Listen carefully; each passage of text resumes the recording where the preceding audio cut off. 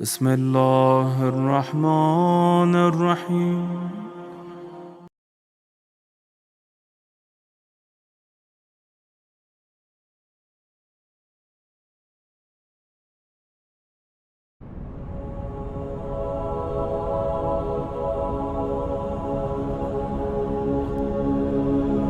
اللهم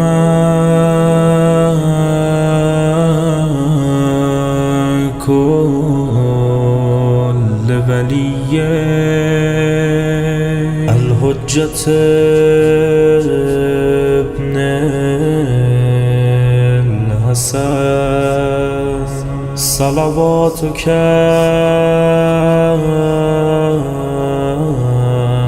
عليه وعلى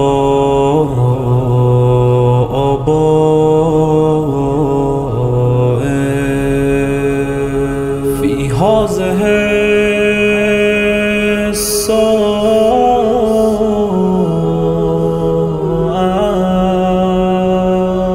وفي كل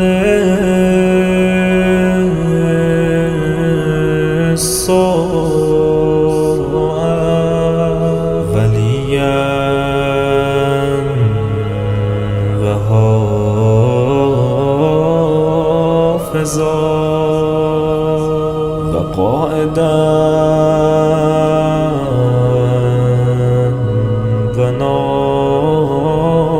وناصرا ودليلا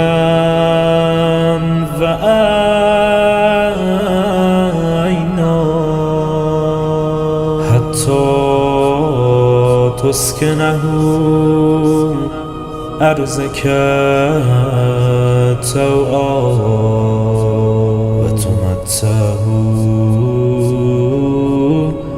فيها طويلا.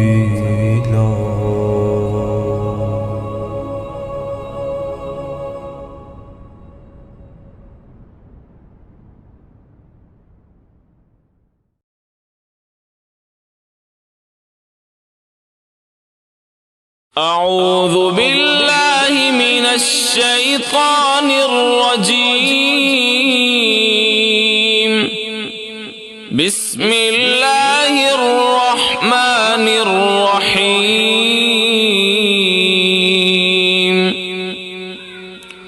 سبح اسم ربك الأعلى الذي خلق فسوى والذي قدر فهدى والذي أخرج المرعى فجعله غثاء أحوى سنقرئك فلا تنسى شاء الله إنه يعلم الجهر وما يخفى ونيسرك لليسرى فذكر إن نفعت الذكرى سيذكر من يخشى ويتجنبها الأشقى الذي يصلى النار الكبرى ثم لا يموت فيها ولا يحيا قد أفلح من تزكى وذكر اسم ربه فصلى بل تؤثرون الحياة الدنيا والآخرة خير وأبقى إن هذا لفي الصحف الأولى صحف إبراهيم وموسى.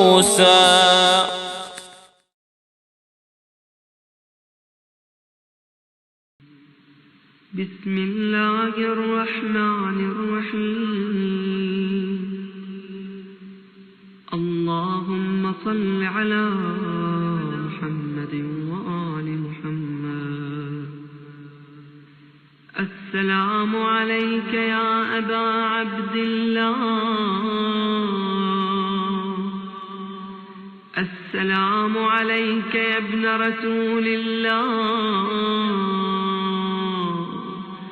السلام عليك يا ابن أمير المؤمنين وابن سيد الوصيين. السلام عليك يا ابن فاطمة سيدة نساء العالمين. السلام عليك يا ثار الله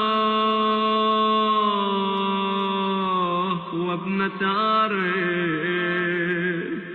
والوتر الموتور. السلام عليك وعلى الأرواح التي حلت بفنائك. عليكم مني جميعا سلام الله أبدا ما بقيت وبقي الليل والنهار. يا أبا عبد الله لقد عظمت الرزية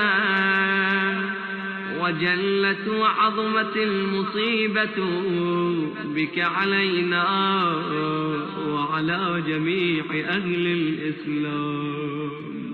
وجلت وعظمت مصيبتك في السماوات على جميع أهل السماوات. فلعن الله أمتين أسست أساس الظلم والجور عليكم أهل البيت. ولعن الله أمة دفعتكم عن مقامكم وأزالتكم عن مراتبكم التي رتبكم الله فيها. ولعن الله أمة قتلتكم.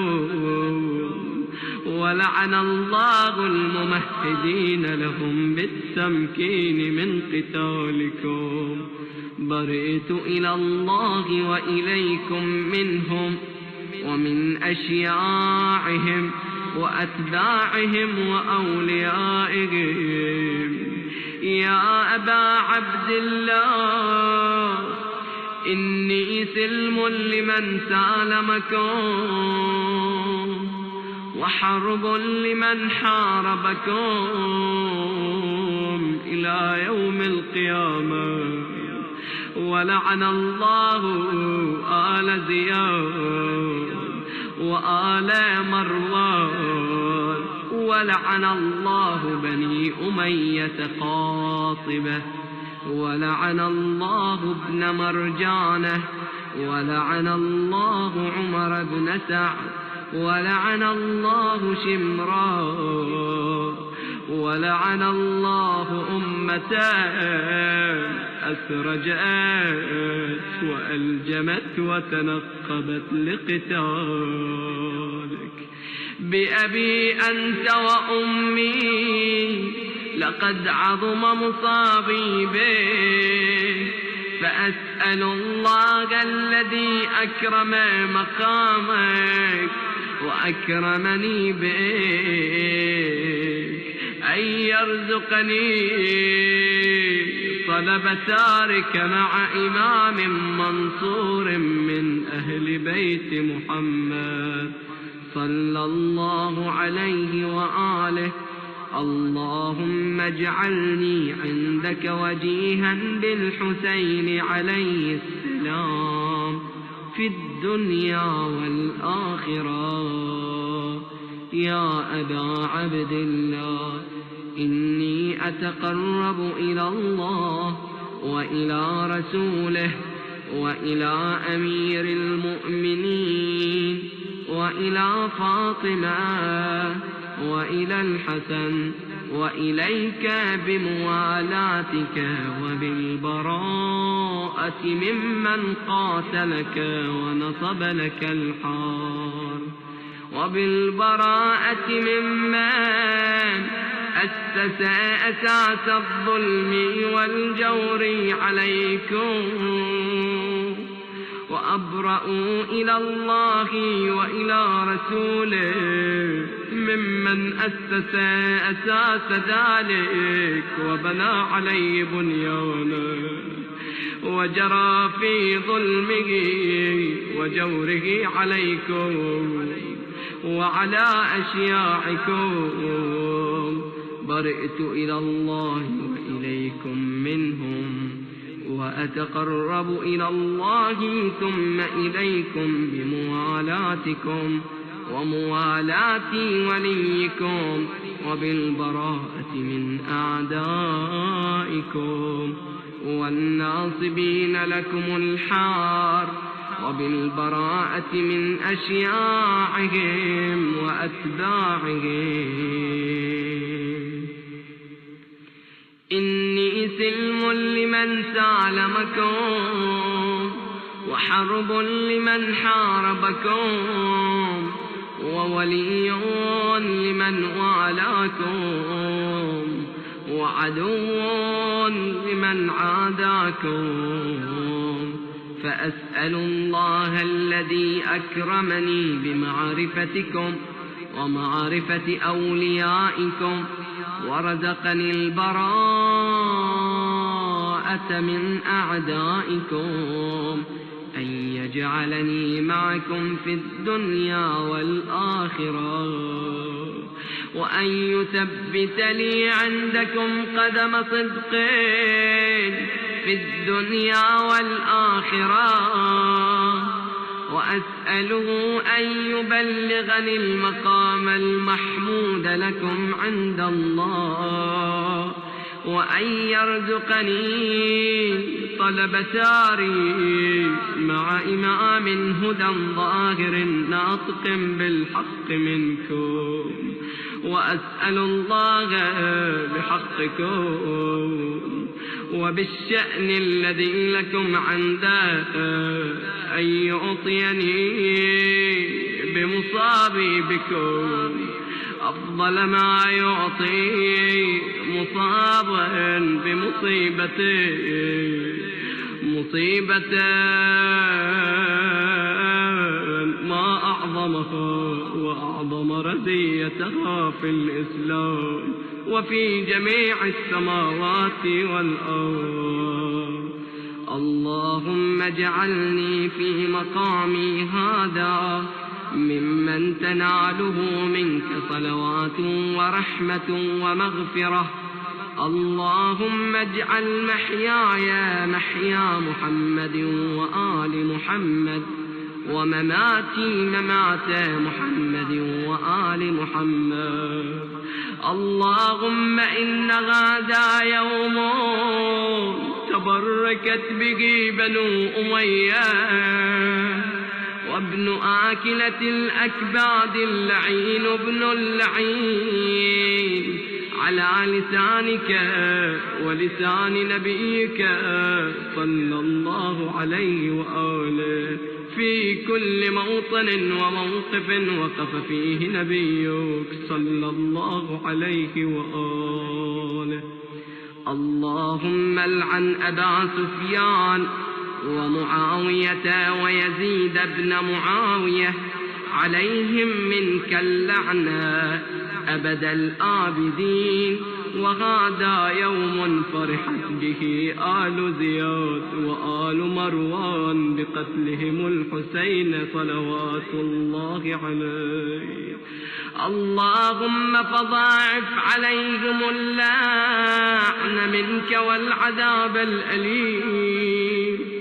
اللهم إني أتقرب إليك في هذا اليوم وفي موقفي غدا وأيام حياتي بالبراءة منهم واللعنة عليهم وبالموالاة لنبيك وآل نبيك عليه وعليهم السلام.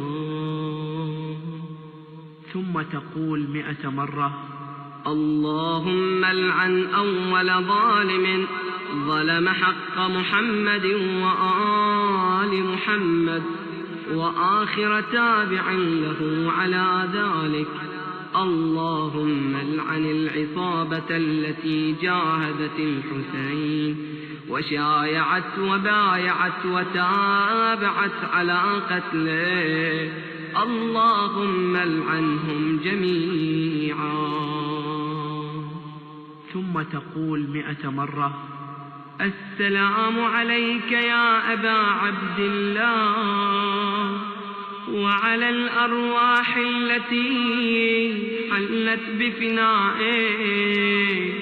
عليك مني سلام الله أبدا ما بقيت وبقي الليل والنهار، ولا جعله الله آخر العهد مني لزيارتكم.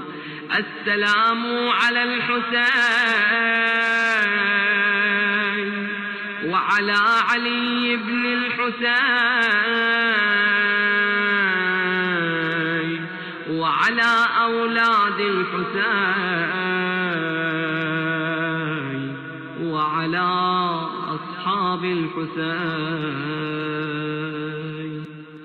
ثم تسجد وتقول: اللهم لك الحمد حمد الشاكرين لك على مصابهم. الحمد لله على عظيم رزيتي.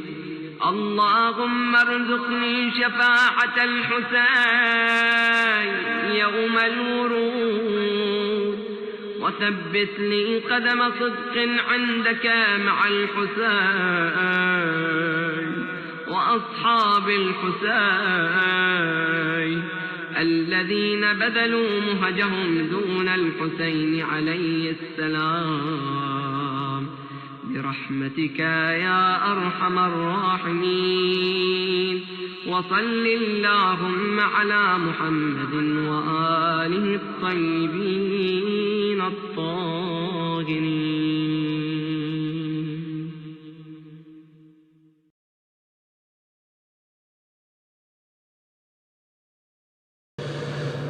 آج بھی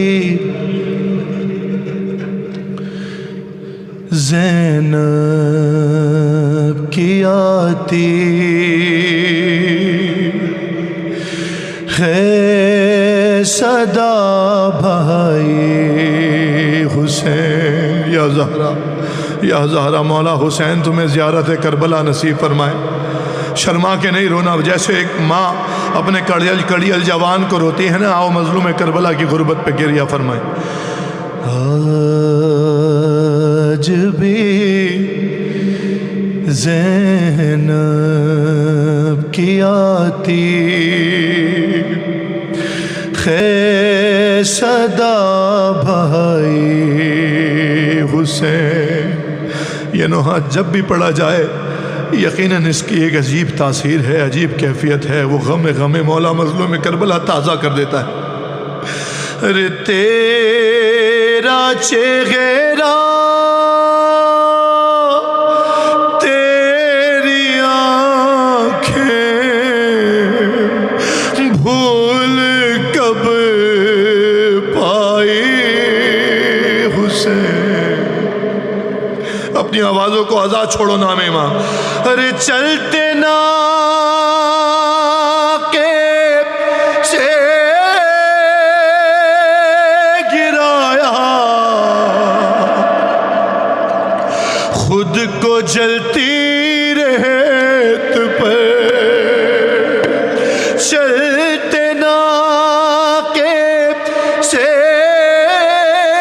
گرایا خود کو جلتی ریت پر.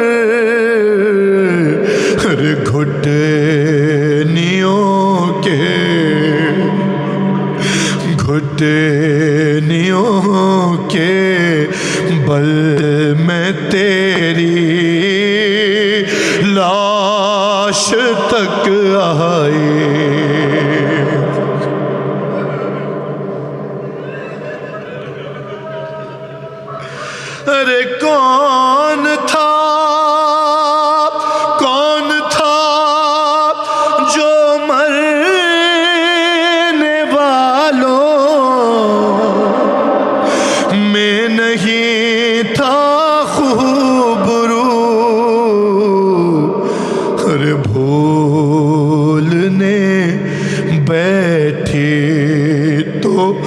کس کس کی نہ یاد آئی حسین.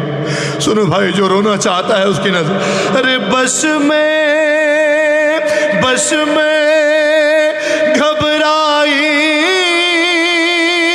تھی خنجر،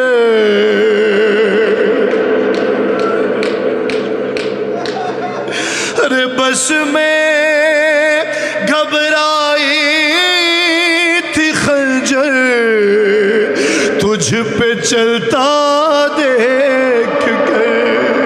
بس میں گھبرائی تھی خنجر، تجھ پہ چلتا دیکھ کر. ارے پھر کسی مشکل میں گر کر، ارے میں نہ گھبرائی حسین. ارے بہے رہے تھے، سنو رخصت مظلوم کربلا. بہے رہے تھے آنکھ سے آنسو تیری رخصت کے بعد. ارے پھر کوئی آنسو نہ ٹپکا، آنکھ پتھرائی حسین. ارے دور افتادہ سفر سے لوٹ کر میں نے نوید، ارے ٹھنڈا پانی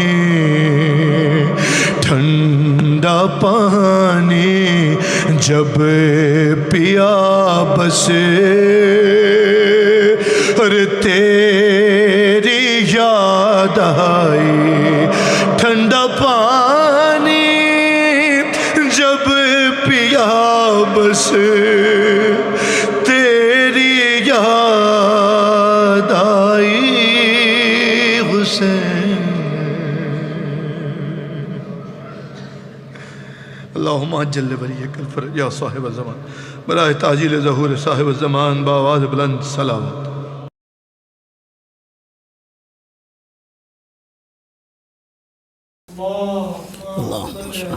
محمد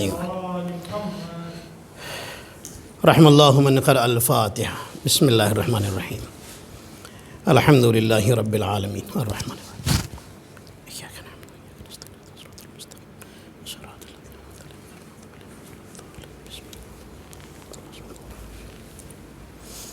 لا حول ولا قوة الا باللہ العلی العظیم. اعوذ باللہ من الشیطان الرجیم. بسم اللہ الرحمن الرحیم. الحمد للہ رب العالمین. حسبنا اللہ ونعم الوکیل، نعم المولا ونعم النصیر. والصلاة والسلام والتحیۃ والاکرام علی اشرف الانبیاء والمرسلین سیدنا و مولانا حبیب الہ العالمین ابی القاسم محمد. اللہم صلی علی محمد وعلی محمد. والصلاة والسلام والتحیۃ والاکرام علی اہل بیتہ الطیبین الطاہرین المعصومین المظلومین سیما بقیت اللہ فی الارضین روح وارواح العالمین لتراب مقدمہ الفدا. اللہم عجل ولیک الفرج. ولعنۃ اللہ علی اعدائہم اجمعین. اما بعد فقد قال اللہ الحکیم. بسم اللہ الرحمن الرحیم. محمد الرسول اللہ والذین معہ اشداء علی الکفار رحماء بینہم تراہم رکعا سجدا. صلوات پڑھیں محمد علیہ محمد. اللہم صلی علی محمد وعلی محمد. قرآن مجید کی جو آیہ شریفہ میں نے آپ کی خدمت میں پیش کی ہے، علماء تفسیر نے اس آیہ شریفہ کی جب تفسیر لکھی تو لکھا ہے کہ یہ آیت حضور اکرم صلی اللہ علیہ وآلہ وسلم کے اصحاب کے حوالے سے نازل ہوئی ہے. انشاءاللہ آج سے 5 مجلسوں تک کوشش کروں گا کہ صحابیوں کے حوالے سے گفتگو کی جائے اصحاب اہل بیت، یہ میرا ٹاپک رہے گا انشاءاللہ، اور اس کے بعد پھر انبیاء کی زندگی، نبیوں کی زندگی کے بارے میں انشاءاللہ گفتگو ہوگی۔ ان صحابیوں کی بایوگرافی اور مختصر سوانح حیات زندگی نامہ انشاءاللہ آپ کی خدمت میں پیش کرنے کی کوشش کروں گا۔ اللہ کا ارشاد گرامی ہے، محمد اللہ کے رسول ہیں صلی اللہ علیہ وآلہ وسلم، اور جو ان کے ساتھ ہیں، والذین معہ، اور جو ان کے ساتھ ہیں، اشداء علی الکفار، وہ کافروں پر سخت ہیں، رحماء بینہم، آپس میں ایک دوسرے کے لیے رحیم ہیں، رحمت ہیں، ہمدرد ہیں، ایک دوسرے کے لیے سافٹ ہیں، محبت کرنے والے ہیں۔ تراہم رکعاً سجدا، تم ان کو دیکھو گے تو تمہیں یا تو رکوع میں نظر آئیں گے یا سجدے میں نظر آئیں گے۔ یہ ہے آیت کا مطلب۔ عزیزان محترم، یہ اہل بیت کے وہ اصحاب ہیں جنہیں اہل بیت نے تربیت کی ہے۔ میں ان کی حالات زندگی کے حالات اس لیے بیان کر رہا ہوں تاکہ آپ پہچانیں کہ جنہیں اہل بیت نے تربیت کر دیا جب وہ اتنے عظیم ہیں، تو جنہوں نے تربیت کیا ہے وہ اہل بیت کتنے عظیم ہوں گے۔ صلوات پڑھیں محمد اور آل محمد پر، اللہم صلی علی محمد و آل۔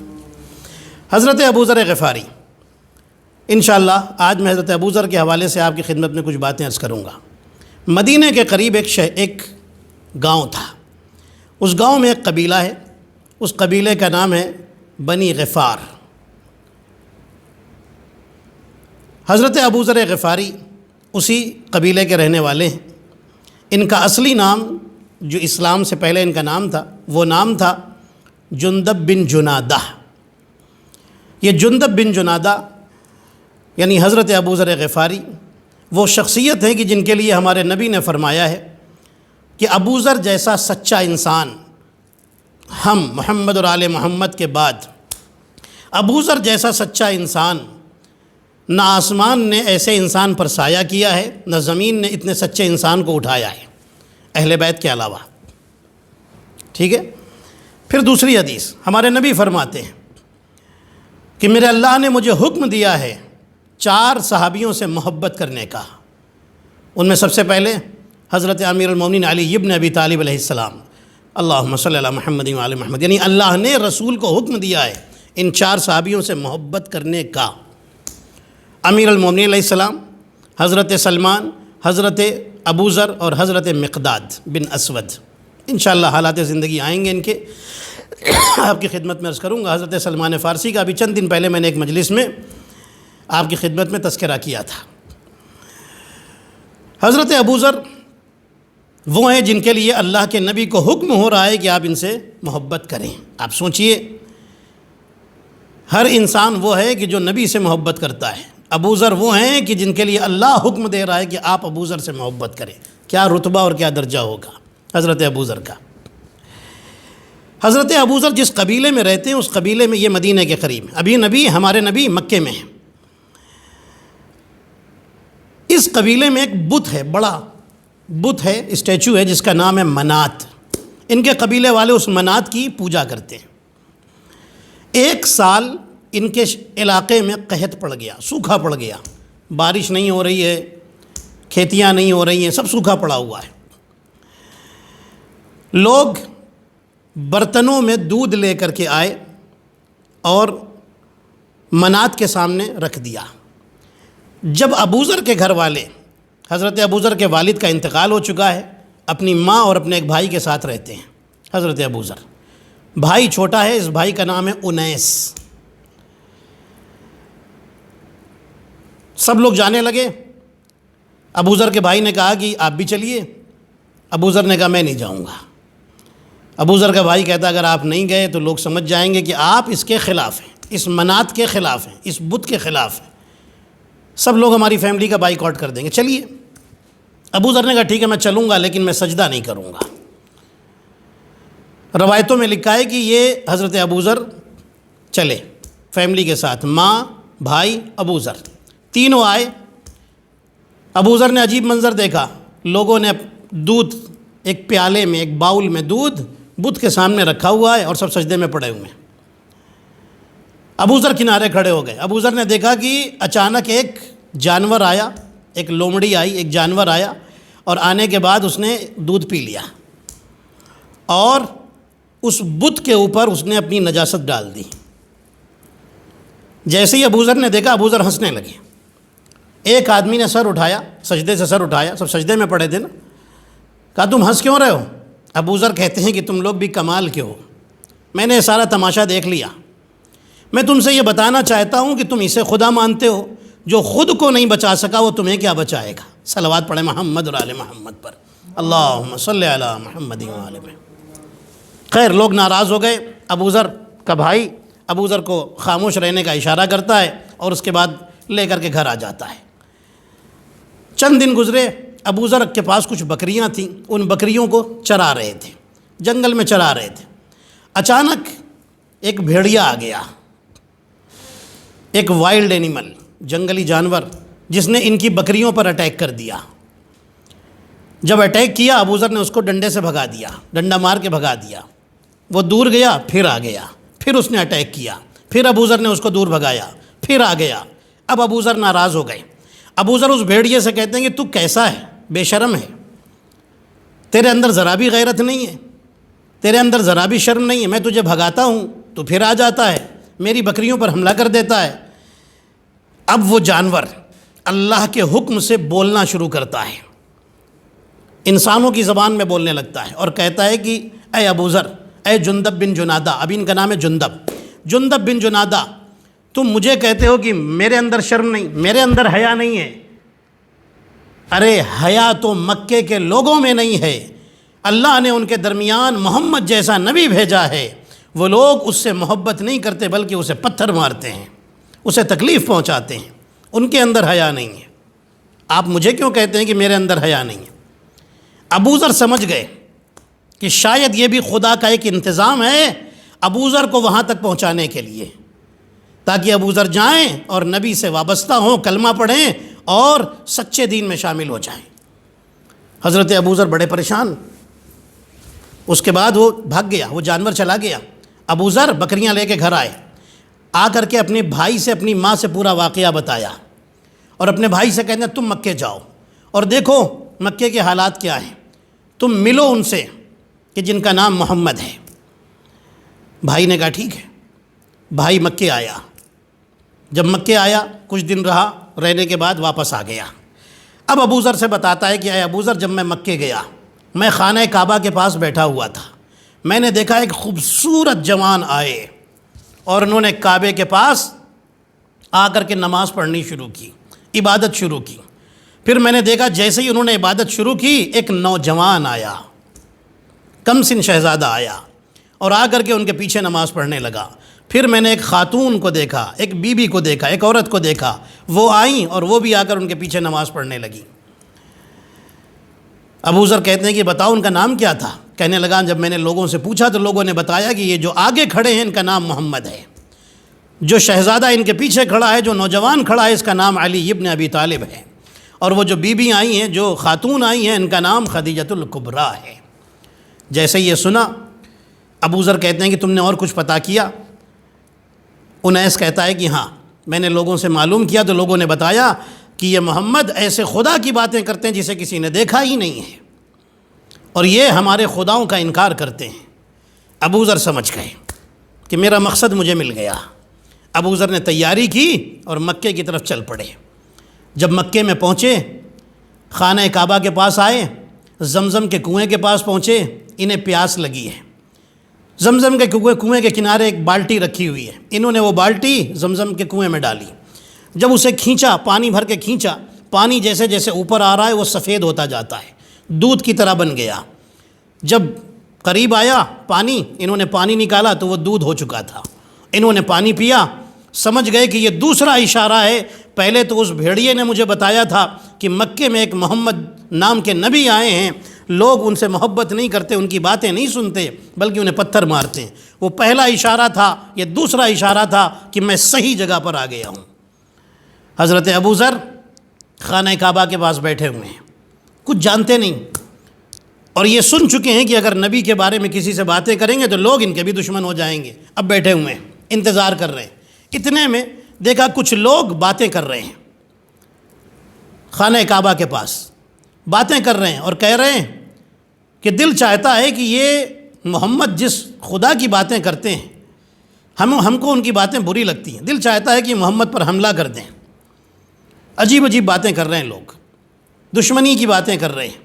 اچانک ابو ذر نے دیکھا کہ سامنے سے ایک بزرگ آ رہے ہیں۔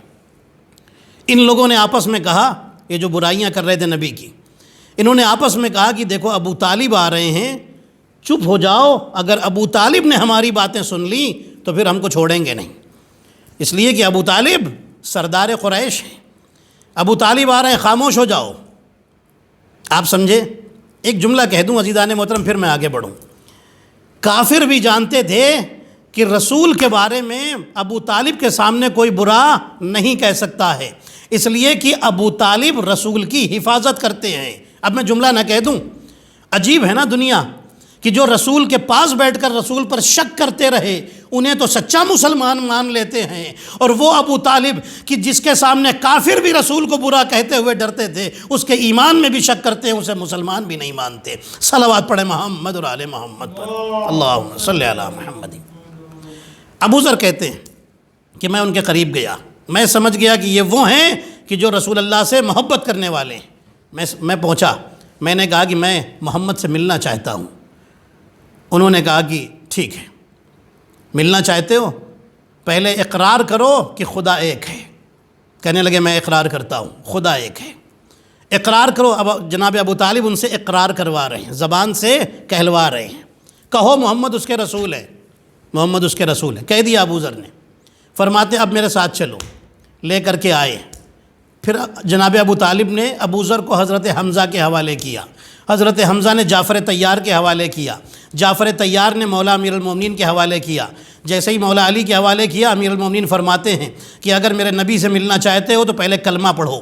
اب کلمہ پڑھوایا، کہو اشہد ان لا الہ الا اللہ، کلمہ پڑھا انہوں نے، اشہد ان محمد الرسول اللہ۔ جب کلمہ پڑھا، امیر المومنین فرماتے اب میرے ساتھ چلو، لے کر کے آئے اور کہا کہ یہ ہمارے نبی ہیں، ان سے ملاقات کر لو۔ اب لے کر کے آئے، ابو ذر بہت خوش ہوئے، جب رسول اللہ کے چہرے کو دیکھا قدموں پر گر گئے اور کہتے ہیں کہ آپ مجھے اپنے صحابیوں میں، اپنے ساتھیوں میں شامل فرما لیجئے۔ رسول اللہ نے کچھ باتیں بتائیں اور فرمایا کہ جاؤ، میں کچھ باتیں بتاتا ہوں، ان پر عمل کرو۔ توجہ رکھیے گا، ان باتوں پر عمل کرو۔ ابو ذر کہتے ہیں کہ بتائیے کون سی باتیں؟ رسول فرماتے ہیں اپنا اخلاق اچھا رکھنا، صلہ رحم کرنا، ایماندار رہنا، جھوٹ نہ بولنا، غریبوں پر رحم کرنا، لوگوں کی مدد کرنا، جنہیں ضرورت ہے ان کی مدد کرنا۔ یہ ساری چیزیں سکھانے کے بعد رسول فرماتے ہیں ابو ذر اب تم جاؤ اور اپنے گاؤں جاؤ اور وہاں جا کر کے تم میرا انتظار کرو، جب میں کھجوروں والے شہر مدینے میں آؤں گا اس وقت آ کر کے مجھ سے ملنا۔ اور سنو، اپنے علاقے میں پہنچنا تو وہاں پر لوگوں میں تبلیغ کرنا۔ توجہ رکھیے گا، یہ پہلے ابو ذر ہیں جن کو رسول نے مکے کے باہر تبلیغ کے لیے بھیجا ہے۔ ابو ذر چلے آئے، رسول اللہ نے ذمہ داری لگا دی ہے نا، اب تو جانا ہی پڑے گا۔ چلے، گھر نہیں گئے، پہلے پھر واپس کعبے کے پاس آئے۔ کعبے کے پاس آ کر کے چلانا شروع کیا کہ لوگوں تم کن خداؤں کی باتیں کرتے ہو، کن خداؤں کی پوجا کرتے ہو، تم لوگ گمراہی میں ڈوبے ہوئے ہو، آؤ میرے محمد کا کلمہ پڑھو، میرے محمد کے خدا کا کلمہ پڑھو تاکہ تم صراط مستقیم پر آ جاؤ۔ جیسے ہی لوگوں نے سنا، ابو ذر کو مارنا شروع کیا، ابو ذر کو بہت زخمی کر دیا۔ اتنے میں رسول اللہ کے چچا حضرت عباس بن عبد المطلب ادھر سے گزر رہے تھے۔ عباس بن عبد المطلب کی نظر پڑی، جلدی سے آئے، ابو ذر کو بچایا، زمزم کے پانی سے ان کے زخموں کو دھویا، اور اس کے بعد فرماتے ہیں کہ ابو ذر، اے جندب بن جنادہ، یہاں پر لوگ رسول کے خلاف ہیں، دشمن ہیں، محمد کے خلاف ہیں، یہاں یہ باتیں نہ کرو۔ ابو ذر واپس اپنے گاؤں میں آ گئے، اپنے علاقے میں آ گئے۔ اب رسول اللہ جب مکے کو چھوڑ کر ہجرت فرماتے ہیں اور آتے ہیں مدینے کے اندر، ابو ذر کو پتہ چل جاتا ہے کہ رسول اللہ مدینے تشریف لا رہے ہیں۔ یہ اپنے پورے قبیلے کو مسلمان بنا چکے ہیں، تبلیغ کر چکے ہیں، اسلام ان کے قبیلے والے اسلام لا چکے ہیں، ان کے ماں باپ، ان کے ماں، ان کے بھائی، ان کے پورے قبیلے والے رشتہ دار سب مسلمان بن چکے ہیں۔ پورے قبیلے کو لے کر کے رسول کی خدمت میں حاضر ہوئے اور سب نے رسول کا شاندار استقبال کیا۔ رسول اللہ کی خدمت میں آئے، رسول اللہ کی خدمت میں پہنچنے کے بعد اب کہتے ہیں یا رسول اللہ اب مجھے خود سے الگ نہ کیجیے گا۔ روایتیں بتاتی ہیں اس کے بعد انہوں نے مدینے میں سکونت اختیار کر لی، مدینے میں آ کر کے رہنے لگے، اپنے گاؤں سے نکل کر شہر مدینہ میں آ گئے اور یہاں آ کر کے رہنے لگے۔ رسول کی حدیثیں سنتے ہیں، رسول کے فرمان سنتے ہیں۔ جب رسول اللہ اعلان فرماتے ہیں کہ چلو اب جنگ میں چلنا ہے، ابو ذر تیار، فوراً تیار۔ یا رسول اللہ آپ کا حکم ہے، سر آنکھوں پر، میں حاضر ہوں۔ ہمیشہ ہر جگہ آگے رہتے ہیں، رسول سے بھی محبت کرتے ہیں، رسول کے اہل بیت سے بھی محبت کرتے ہیں، امیر المومنین سے حد درجہ بے انتہا محبت کرتے ہیں۔ روایتوں میں لکھا ہے ایک مرتبہ محبت رسول کا عالم دیکھیے ان کا۔ روایتیں بتاتی ہیں کہ ایک جنگ ہوئی، جنگ تبوک، اس جنگ سے واپسی پر لشکر اسلام آگے نکل گیا، ابو ذر پیچھے رہ گئے، راستہ بھٹک گئے، پیاس بہت شدت سے لگنے لگی، راستہ تلاش کر رہے ہیں، راستہ نظر نہیں آتا۔ ایک منزل وہ آئی کہ ابو ذر اپنے گھوڑے سے نیچے گر گئے، گھوڑے سے یا اونٹ سے اپنی سواری سے نیچے گر گئے۔ سامنے دیکھا کہ ایک پانی کا چشمہ بہہ رہا ہے، پانی کے چشمے پر آئے، اپنی مشک میں پانی لیا، پانی پیا نہیں، واپس آئے، اپنی سواری پر بیٹھے اور پھر ڈھونڈتے ہوئے لشکر اسلام تک پہنچ گئے۔ رسول اللہ کے قریب پہنچے اور کہا یا رسول اللہ یہ پانی حاضر ہے۔ اس وقت پورے قافلے میں پانی ختم ہو چکا تھا۔ رسول اللہ نے دیکھا کہ ابو ذر کی حالت پیاس سے غیر ہو رہی ہے، بے حال ہیں ابو ذر۔ رسول اللہ صحابیوں سے فرماتے ہیں اس کو پانی پلاؤ۔ لوگوں نے پانی پلایا، ابو ذر، رسول اللہ فرماتے ہیں ابو ذر تمہاری مشک میں ٹھنڈا پانی تم نے پیا کیوں نہیں، پیاسے کیوں ہو؟ ابو ذر کہتے ہیں یا رسول اللہ جب مجھے پانی ملا تو میں نے اسی وقت یہ عہد کر لیا کہ جب تک یہ پانی میں اپنے نبی کو نہ پلا دوں میں نہیں پیوں گا۔ سوچئے آپ کیسے چاہنے والے تھے رسول اللہ کے۔ یہ ہیں عاشق رسول، یہ ہیں صحابہ رسول۔ دنیا کہتی ہے کہ آپ صحابیوں کی عزت نہیں کرتے۔ عزیزان محترم، دنیا ہماری قوم پر الزام لگاتی ہے کہ یہ شیعہ صحابیوں کی عزت نہیں کرتے۔ ارے عزیزان محترم، جو رسول کے وفادار ہیں ان پر ہماری جانیں قربان۔ رسول اللہ نے پانی پیا اور اس کے بعد رسول اللہ نے ابو ذر کو گلے لگایا اور فرمایا اے ابو ذر اس وقت تمہاری کیا حالت ہوگی جب تمہیں میرے اہل بیت کی محبت کے جرم میں مدینے سے نکالا جائے گا۔ اب سنیے گا، یہ تو ایک واقعہ ابھی پھر میں آپ کو یہیں پر لاؤں گا۔ رسول اللہ نے دعائیں دیں، ابو ذر کو بڑی دعائیں تھیں۔ ایک مرتبہ حضرت ابو ذر اونٹ پر بیٹھے ہوئے رسول کی خدمت میں آئے اور کہنے لگے یا رسول اللہ میں غسل کرنا چاہتا ہوں۔ یا رسول اللہ پانی نہیں ہے۔ رسول اللہ نے پانی کا انتظام کروایا اور اس کے بعد شریعت کا ایک مسئلہ بتایا اور فرمایا ابو ذر اگر پانی بھی نہ ملے اور تمہیں عبادت کرنی ہو اور پانی موجود نہ ہو تو تم اس وقت تیمم کرو۔ رسول اللہ نے یہ پہلا مسلمان ہے جس کو تیمم کا طریقہ سکھایا ہے ہمارے نبی نے۔ ابو ذر وہ پہلے مسلمان ہیں کہ جنہوں نے نبی کو سلام علیکم کہہ کر کے سلام کیا ہے، پہلے ہیں ابو ذر مسلمانوں میں، صحابیوں میں، کہ جنہوں نے سلام علیکم کہہ کر کے ہمارے نبی کو سلام کیا ہے۔ جناب ابو ذر روایتیں بتاتی ہیں، اب میں 2 روایتیں اور آپ کی خدمت میں عرض کروں اور اس کے بعد تقریر مصائب تک پہنچ جائے۔ حضرت ابو ذر رسول اللہ کی وفات ہو گئی، بہت روئے ابو ذر، بہت روئے۔ رسول اللہ صلی اللہ علیہ وسلم کی وفات کے بعد حالات مدینہ کے بدلے، علی کا حق چھینا گیا اور جو بھی حکومت شروع ہوئی اس حکومت نے ایک دن، اب یہ روایت میں مولا امیر المومنین کی زبان سے جو مولا نے فرمایا وہ آپ کو سنا رہا ہوں۔ ایک دن امیر المومنین علیہ السلام بیٹھے ہوئے رو رہے تھے۔ ایک صحابی نے پوچھا کہ مولا آپ رو کیوں رہے ہیں؟ مولا امیر المومنین نے جو بتایا میں اس کا مفہوم آپ کی خدمت میں عرض کرتا ہوں۔ فرماتے ہیں کہ مجھے ابو ذر یاد آ رہے ہیں۔ لوگوں نے پوچھا مولا تو ابو ذر یاد آئے تو اس میں رونے کی کیا بات ہے؟ مولا امیر المومنین فرماتے ہیں کہ مجھے ابو ذر کے بے بسی پر اور اس وقت کو یاد کر کے بہت رونا آ رہا ہے کہ جو وقت ابو ذر نے گزارا ہے۔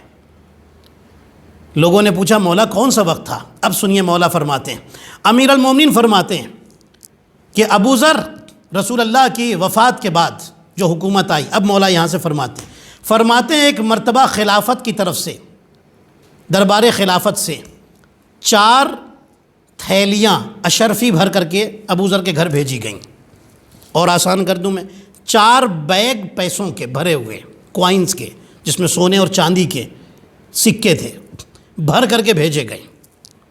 کہاں؟ ابوذر کے گھر پر۔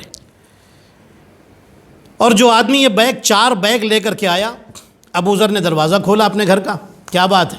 کہا ابوذر یہ تمہارے لیے۔ کیوں؟ کہا اس لیے کہ آؤ اور آ کر کے خلیفہ کی بیعت کر لو۔ ابوذر کہتے ہیں کہ یعنی تم، یہ ابوذر نے کیا جملہ کہا؟ فرماتے ہیں تم چاہتے ہو کہ میں علی کو تمہارے ہاتھوں بیچ دوں؟ علی کا جو حق ہے وہ تمہارے ہاتھ بیچ دوں، اور جو حق میری گردن پر علی کا ہے وہ میں تمہارے ہاتھ بیچ دوں؟ تم نے میری توہین کی ہے، تم نے میری انسلٹ کی ہے۔ سنو، علی کی محبت اور علی کی ولایت کی اتنی قیمت لگائی ہے، لے جاؤ اسے۔ اور سنو، جب وہ غلام جو لے کر کے آیا تھا جب وہ جانے لگا تو اس سے ابوذر نے کہا سنو، اگر تم پوری دنیا کی دولت بھی لا کر مجھے دو اور مجھ سے کہو کہ میں اپنے مولا علی کے سر کا ایک بال کھینچ کر کے لا کر تمہارے حوالے کر دوں، تب بھی میں نہیں کر سکتا، اس لیے کہ میں علی کو مولا مانتا ہوں، خلیفہ بلا فصل مانتا ہوں، کیونکہ میں غدیر میں موجود تھا اور رسول کو میں نے دیکھا ہے کہ رسول نے علی کی ولایت کا اعلان کر دیا ہے۔ اب سنیے، امیر المومنین پھر رونے لگے، اتنا بتا کر رونے لگے۔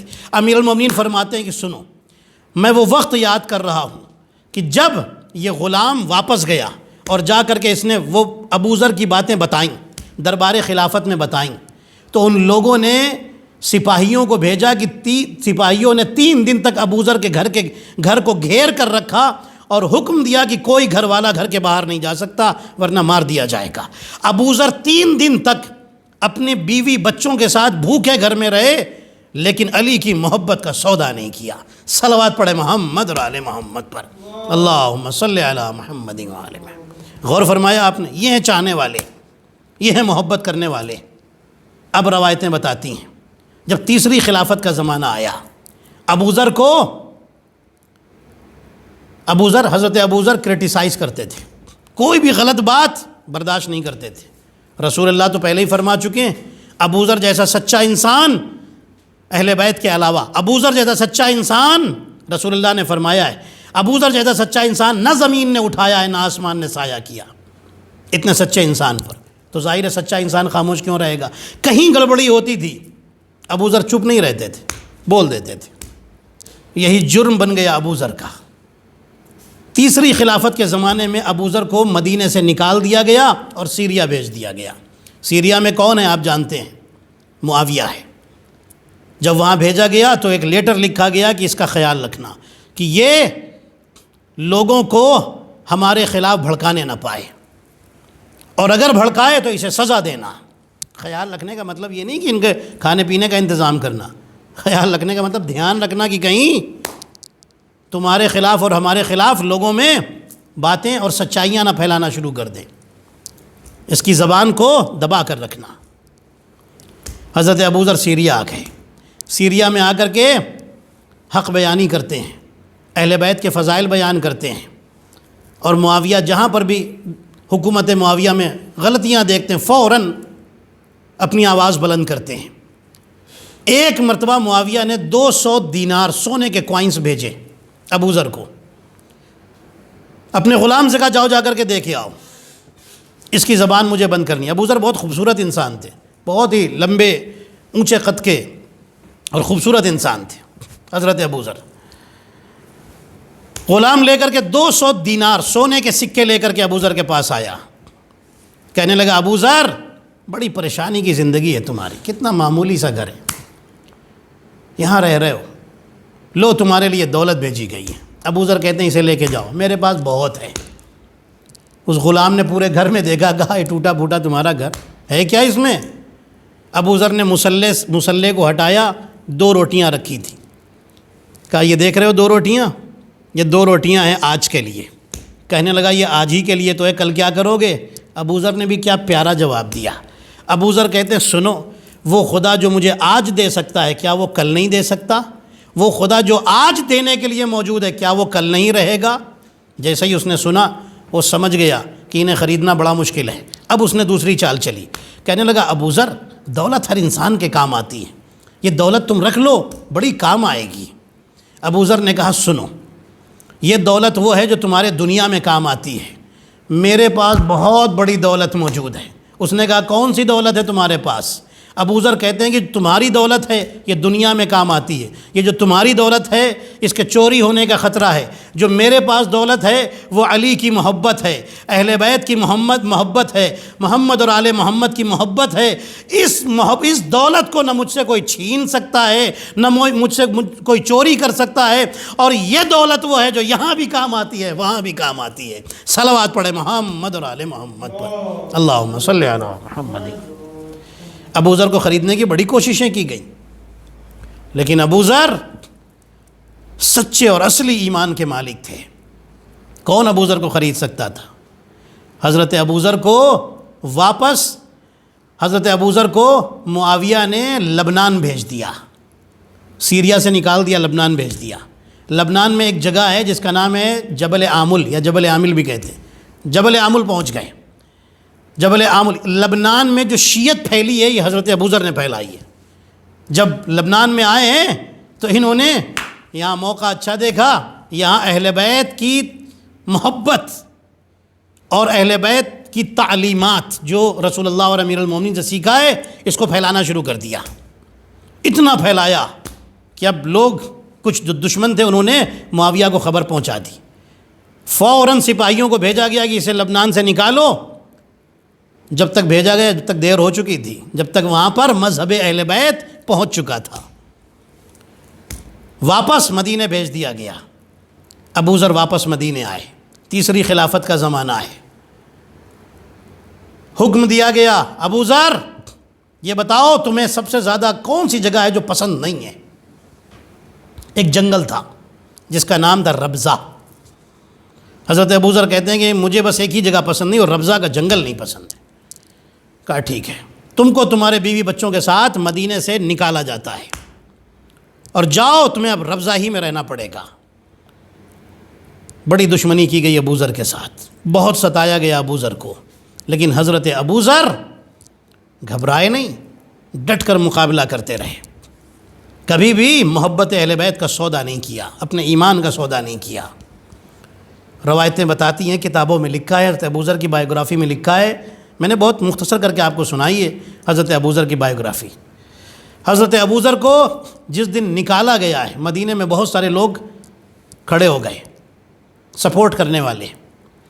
جب خلافت نے دیکھا، دربار خلافت نے دیکھا، حکومت نے دیکھا کہ لوگ ابو ذر کے سپورٹ میں کھڑے ہو رہے ہیں تو شہر میں کرفیو لگا دیا گیا، اور اس دن ابو ذر کو، ابو ذر کی بیوی، ایک بیٹا اور ایک بیٹی چھوٹی بچی تھی، ان کے ساتھ نکالا گیا ہے۔ روایتیں بتاتی ہیں کہ ابو ذر کو جب نکالا گیا مدینے سے، لوگ ڈر کے اپنے گھروں میں چھپے ہوئے تھے۔ امیر المومنین اپنے گھر سے نکلے، امام حسن علیہ السلام، امام حسین علیہ السلام، حضرت سلمان فارسی، حضرت مقداد، ان لوگوں کو لے کر کے نکلے اور آئے ابو ذر کو رخصت کرنے کے لیے۔ امیر المومنین حضرت ابو ذر کو گلے لگا کر بہت روئے اور کہا ابو ذر، رسول کی بات یاد ہے نا؟ رسول اللہ نے تمہیں سب بتایا تھا کہ ایک دن اہل بیت کی محبت میں تمہیں مدینے سے نکالا جائے گا۔ کہنے لگے ہاں مولا مجھے یاد ہے، دنیا سے میں شہر سے نکالا جاؤں، مدینے سے نکالا جاؤں بڑی بات نہیں ہے، میرے دل سے ایمان نہ نکلے، ایمان میرا محفوظ رہے، یہ میرے لیے بڑی بات ہے۔ توجہ کیا آپ نے؟ ابو ذر کو نکال دیا گیا، ربضہ کے جنگل میں آ گئے، صحرا میں آ گئے۔ روایتیں بتاتی ہیں کہ یہاں پر نہ ان کے پاس کھانا ہے، کچھ بھی نہیں ہے، کچھ کھانے پینے کا انتظام نہیں ہے۔ ایک خیمہ لگایا جنگل میں اور وہاں کی گھاس پھوس یہی کھا کر کے اپنے دن گزار رہے تھے۔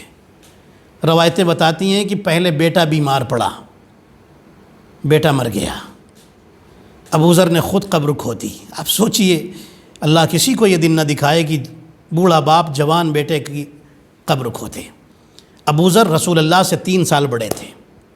روایتیں بتاتی ہیں کہ ابو ذر کے انتقال کے وقت جو ایج تھی وہ 85 ایئرس لکھی گئی ہے، یا کچھ ڈفرینٹ بھی لکھی گئی ہے الگ الگ کتابوں میں، زیادہ تر 85 ایئرس لکھی گئی، بہرحال جو بھی ہو۔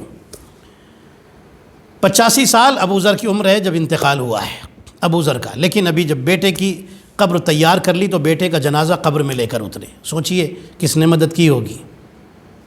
بیوی نے۔ ابو ذر کی زوجہ چھوٹی بچی ہے۔ ابو ذر نے بیٹے کا جنازہ قبر میں رکھا، ہاتھوں کو اٹھایا اور کہا میرے اللہ، مجھے معلوم ہے یہ میرا بیٹا بھی ایک انسان تھا، اس سے بھی غلطیاں ہو سکتی ہیں، اس نے کبھی کبھی میرا حق بھی ادا نہیں کیا ہوگا، میرے اللہ میں نے اپنے سارے حق اس کے معاف کیے، جو اس نے مجھے میرے ادا نہیں بھی کیے وہ بھی میں نے اپنے سارے حق معاف کیے، میرے اللہ تو بہت بڑا کریم ہے، تو بھی اپنے حق معاف کر دے اگر تیرے حق اس نے ادا نہیں کیے۔ یہ کہہ کر قبر سے باہر آئے، قبر بند کر دی۔ ماں باپ اور بچی اس جوان کی قبر پر بیٹھے روتے رہے۔ روایتیں بتاتی ہیں اس کے بعد ایک دن زہریلی گھاس ابو ذر کی بیوی نے کھائی اور ابو ذر کی بیوی کا بھی انتقال ہو گیا۔ جو گھاس تھی وہی کھا رہے تھے اور کچھ تھا ہی نہیں کھانے پینے کا، حکومت کی طرف سے سختی تھی۔ ابو ذر کی بیوی کا انتقال ہو گیا، ابو ذر نے بیوی کی قبر بھی بنا دی۔ اب روایتیں بتاتی ہے کہ باپ اور چھوٹی بچی بیٹی، ابو ذر نے بھی وہ گھاس کھا لی، ابو ذر کا بھی انتقال ہونے لگا۔ اب جب ابو ذر کا انتقال ہونے لگا، ابو ذر کی بچی رو رہی ہے، تڑپ رہی ہے۔ روایتیں بتاتی ہیں کہ ابو ذر نے اپنی بیٹی سے وصیت کی اور کہا بیٹی جب میں مر جاؤں، بچی رو رہی تھی، بابا آپ مجھے کس کے حوالے کر کے جا رہے ہیں؟ یہ جنگل ہے، یہ صحرا ہے، میں کہاں جاؤں گی؟ ابو ذر نے ایک جملہ کہا کہ بیٹی گھبراؤ نہیں، ادھر سے ایک قافلہ گزرے گا جو اللہ والوں کا قافلہ ہوگا، اہل بیت کے چاہنے والے ہوں گے، تم ان سے بتانا ایک مسلمان کا جنازہ ہے، ایک رسول کے صحابی کا جنازہ ہے، وہ لوگ آئیں گے، وہ لوگ میرے کفن دفن کا انتظام کریں گے، وہ میری نماز جنازہ پڑھیں گے، اور اے بیٹی اگر وہ تمہیں اپنے ساتھ لے جانا چاہیں تو ان کے ساتھ چلی جانا، ورنہ یہ جنگل ہے، تم کہاں جاؤ گی؟ بچی نے کہا ٹھیک ہے بابا۔ روایتیں بتاتی ہیں تھوڑی دیر بعد ابو ذر کا انتقال ہو گیا۔ بچی جنازے کے قریب بیٹھی ہوئی رو رہی ہے، بیٹھ گئی اپنے باپ کے جنازے کے پاس، روتی جاتی ہے۔ اچانک دیکھا سامنے سے ایک قافلہ چلا آ رہا ہے۔ جانتے ہیں یہ قافلہ کس کا ہے؟ اس میں مالک اشتر ہیں، اس میں علی کے چاہنے والے ہیں۔ جیسے ہی مالک اشتر قریب پہنچے، بچی سامنے آ کر کھڑی ہو گئی، کہتی ہے رک جاؤ، ایک رسول کے صحابی کا جنازہ رکھا ہوا ہے، آؤ آ کر کے نماز جنازہ پڑھ دو، آؤ آ کر کے غسل و کفن دے دو، میرے بابا نے وصیت کی تھی۔ ہاں عزادارو، جیسے یہ جملہ سنا فوراً مالک اشتر گھوڑے سے نیچے اترے، اپنے ساتھیوں کو حکم دیا میرے ساتھ آؤ، سب کو لے کر قریب آئے اور آ کر دیکھا کہ ابو ذر کا جنازہ ہے۔ ابو ذر کا سر اپنی گود میں رکھا اور بڑی دیر تک روتے رہے۔ کچھ علماء سے میں نے سنا ہے کہ کچھ لوگ جو مالک اشتر کے ساتھ تھے وہ دوڑے ہوئے گئے، قریب میں کچھ مکان تھے، ان مکانوں میں کے پاس گئے اور جا کر کے کہا کہ رسول کا صحابی دنیا سے چلا گیا ہے، اگر کسی کے پاس کفن ہے تو کفن دے دے۔ لوگ اپنے گھروں سے کفن لے کر کے آئے اور لا کر کے ہاتھ میں دے دیا، رسول کا صحابی دنیا سے گیا ہے، لو کفن حاضر ہے۔ عزادارو، کچھ یاد آیا آپ کو؟ ایک صحابی دنیا سے گیا، اتنے کفن نکل آئے۔ ارے رسول کا نواسہ کربلا کے میدان میں 3 دن تک جنازہ بے گور و کفن پڑا رہا، کوئی کفن دینے والا نہ تھا۔ عزادارو، روایتیں بتاتی ہے جناب مالک اشتر نے غسل و کفن کا انتظام کروایا، جنازے پر نماز پڑھی، جنازے کو دفن کیا، بچی کو ساتھ میں لے کر چلے اور اپنے گھر میں لے کر آئے، اپنی بیوی کو نصیحت کی اور فرمایا کہ دیکھو یہ صحابی رسول کی بیٹی ہے، اس کو ہمیں پالنا ہے۔ عزادارو، بڑے عزت سے، بڑے احترام سے ایک یتیم بچی کو جس کا باپ دنیا سے گیا تھا اسے لایا گیا، میں کہوں گا اے ابو ذر کی بیٹی تمہارا نصیب اچھا تھا کہ تمہیں مالک اشتر جیسا علی والا مل گیا، ایک کریم انسان مل گیا کہ جس نے بڑے ادب و احترام سے تمہارے ساتھ برتاؤ کیا۔ ارے ایک یتیمہ کربلا میں ہے جسے سکینہ کہا جاتا ہے، جب اس کا باپ دنیا سے گیا تو کوئی اسے تسلی دینے والا نہ تھا، ہاں تماچا مارنے والے آ گئے، کانوں سے گوشوارے چھیننے والے آ گئے۔ عزادارو روایتیں بتاتی ہے شام غریبہ میں لشکر یزید کا ایک سپاہی کہتا ہے جب شام غریبہ تھی میں نے دیکھا کہ جب حسین کے خیمے کی طرف پانی بھیجا گیا تو ایک چھوٹی بچی تھی جو ہاتھ میں پانی اٹھاتی ہے اور مقتل میں تلاش کرتی ہے، کبھی ادھر جاتی ہے کبھی ادھر جاتی ہے، اور جب میں نے پوچھا کہ اے بچی تم کہاں جا رہی ہو، بچی کہتی ہے کہ میرا بابا پیاسا ہے، میرا بھائی اصغر پیاسا ہے، میں یہ پانی لے کر ان کو دینے جا رہی ہوں۔ وہ شخص کہتا ہے میں نے کہا اے بچی اب یہ پانی وہ انہیں نہیں پلا سکتی ہو، ان کا سر کاٹا گیا ہے۔ جیسے ہی بچی یہ سنتی ہے پانی کو زمین پر پھینک دیتی ہے اور کہتی ہے جب میرا بابا پانی نہیں پی سکتا، میرا اصغر پانی نہیں پی سکتا تو سکینہ کیسے پانی پی لے؟ واہ حسینہ واہ غربتا، اللہ لعنت اللہ علی القوم الظالمین۔ ماتم حسین۔ السلام علیک یا رسول اللہ، السلام علیک یا نبی اللہ، السلام علیک یا امیر المؤمنین، السلام علیک یا فاطمة الزہراء سیدتی نساء العالمین، السلام علیک یا ابا محمد الحسن المجتبى، السلام علیک یا حسین ابن علی الشہید بکربلاء، السلام علیک یا علی ابن الحسین زین العابدین، السلام علیک یا محمد ابن باقر علوم النبیین، السلام علیک یا جعفر ابن محمد الصادق، السلام علیک یا موسى ابن جعفر الكاظم، السلام علیک یا علی ابن موسى الرضا المرتضى، السلام علیک یا محمد ابن علی التقی الجواد، السلام علیک یا علی ابن محمد النقی الهادی، السلام علیک یا حسن ابن علی العسکری، السلام علیک یا حجة القائم یا صاحب العصر والزمان، الامان الامان الامان من فتن الزمان، السلام علیک یا شریک القرآن کعبة الإيمان إمامنا وإمام الإنس والجان، عجل الله تعالى فرجك وسهل الله تعالى مخرجك وظهور الأمر ورحمة الله